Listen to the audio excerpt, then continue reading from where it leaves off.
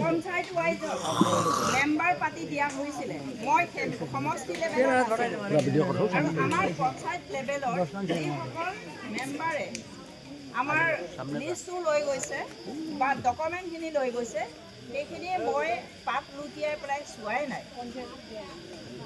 পঞ্চায়তত দিছিলে এইখিনি মই পাত লুটিয়াই পেলাই চোৱাই নাই, মানে পঞ্চায়তৰ ছেক্ৰেটাৰীসকলে মোৰ তাত দিছে।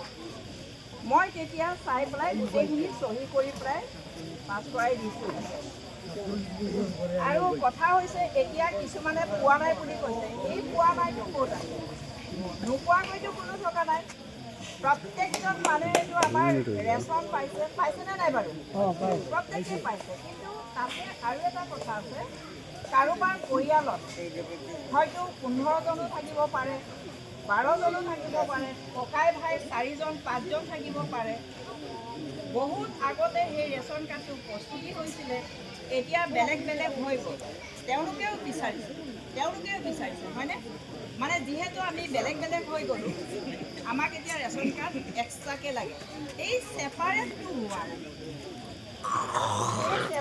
হোৱা নাই, কিন্তু তাকো মুখ্যমন্ত্ৰীয়ে কৈছে ছেপাৰেটটো আৰু মানে বৰ্তমান যোনে একেবাৰে পোৱা নাই তেওঁলোকৰহে পাইছে, তেওঁলোককহে দিয়া হৈছে। আৰু সেই ককাই ভাইৰ মাজত যিটো ছেপাৰেট হ'ব নহয়, সেই ছেপাৰেটটো পিছত কৰিব।